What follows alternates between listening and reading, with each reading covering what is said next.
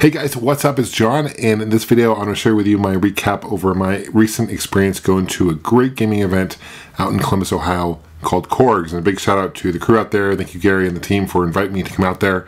Had an incredible time. This show, the venue was cool, the people were super nice, the prices were reasonable, and more importantly, the games were amazing. There were some really amazing games here, and I come to find out some of these smaller shows, you tend to get some really good games, and it's awesome, just meeting people. So I want to share with you guys my quick highlight of CORGS.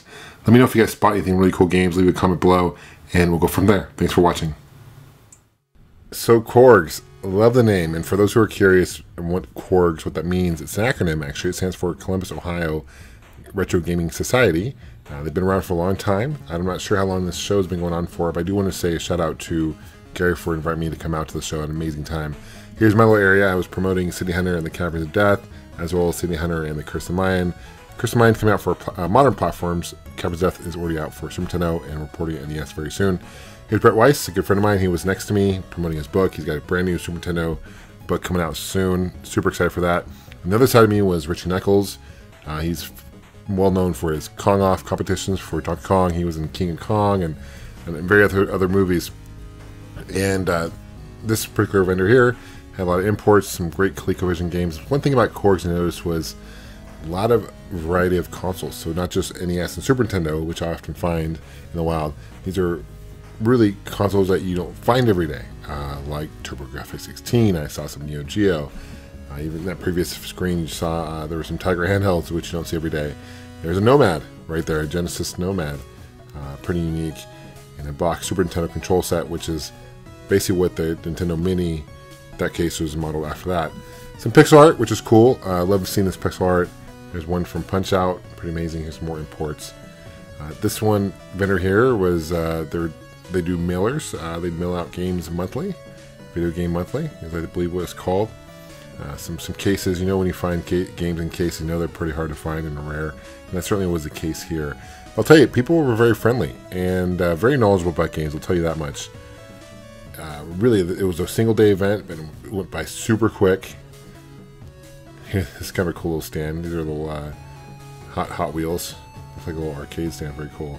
Intellivision. You know, what's interesting about Intellivision to me is every time I find an Intellivision game, more often than not, I find them in boxes. I'm not sure why that's the case. You don't really see that the case to be like with Atari 2600 games or ColecoVision games. This is Gary's little section. I shouldn't say little. He had a ton of games. Pretty amazing what he had back there. Great collector. Here's some good Sega Saturn games. Of course, Panzer Dragoon Saga. 2 copies right there. Sorry for the glare. What other? It looks like there's an Airzonk maybe on the top there. TurboGrafx. Box Adventure. I do want that game super bad for NES. Star Fox Weekend. Man, that Box Adventure goes for a pretty penny though, unfortunately. And I'd love to get my hands on it, but a little out of my price range at the current moment. Feed Us the Cat right there. Pardon the glare again. It's a great game, actually, for the NES. Kind of overlooked game. Definitely recommend it. So many good games. Oh, there's Yoshi Island. Amazing game for Super Nintendo. Here's some more imports. I actually really love the art style on all these import games. Really cool and very unique. A lot of them are different than, obviously, what you see in North America here. And this vendor had a bunch of them, whether it's Mega Drive, Famicom, etc., Super Famicom. Here's some more. These are PC Engine titles. I love the PC Engine, super overlooked, and TurboGrafx-16 for that matter, super overlooked. Didn't do well in North America, and it's a shame, because there are some really good gems, good games for it. More hard to find Super Nintendo games. It's a system that's getting harder and harder to collect for. Even Sega Master System Golden Axe. Now, if you find Golden Axe Warriors for Super Nintendo, or for Sega Master System rather, that's a really fun game. It's like a Zelda clone. Highly recommend it. Here's some NES games, or Famicom games rather, and Super Famicom games. Really cool. I love this vendor. Really cool artwork, wood artwork, and remember these lunch pail, like these kids' lunch pail boxes. Also had a bunch of box NES, which is cool.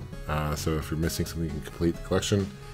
So Atari 2600, the VCS, of course, Atari's come out with a new VCS system here shortly, and that'll be cool. It's another summit coming up in Ohio. I had an opportunity to hang out with my good friend Willie. He's got a great show here on YouTube called Arcade USA. Highly recommend. I'll put a link to his channel below. But we hung out after and on Sunday, and we hit up a lot of these game stores in Columbus. And I'll be honest, there's so many good retro game stores in Columbus, Ohio. I know it's a college town with Ohio State there. It surprised me. There had to been at least 10 or so game stores that we hit up, and all of them super cool guys, super cool crew, decently priced. And I'll just say this: if you live in Ohio and you're by Columbus, check these stores out. You guys are very fortunate because a lot of these places I go to, including Phoenix area where I live, don't nearly have the selection of game stores. Although we have some decent ones in Phoenix, but still amazing for the size of Columbus, and it is a decent sized city. Super surprised. I had a great time. We hit some flea markets, all that good stuff. Here's some bootlegs, or these are like not like bootlegs, but they're more reskins, and you know, people take these games and they hack them. They're ROM hacks.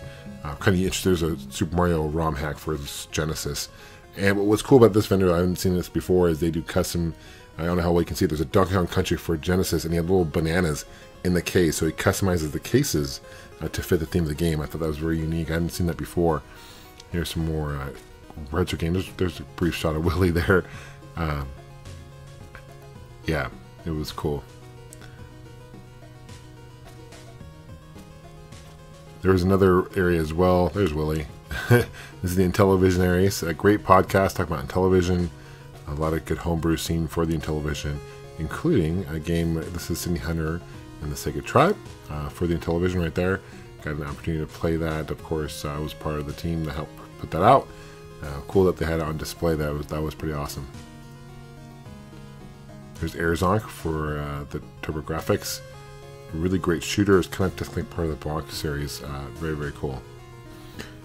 So, big shout out again to the CORGS community. Amazing guys and gals there. Had an amazing time. I can't wait to come back. Thank you so much for liking this video. Thank you for subscribing. That means a lot. Please leave a comment below. And here's a really cool area as well. There's some arcades and kind of free play area and some devs showing off some games as well. We'll see you guys soon. Take care. And of course, game on.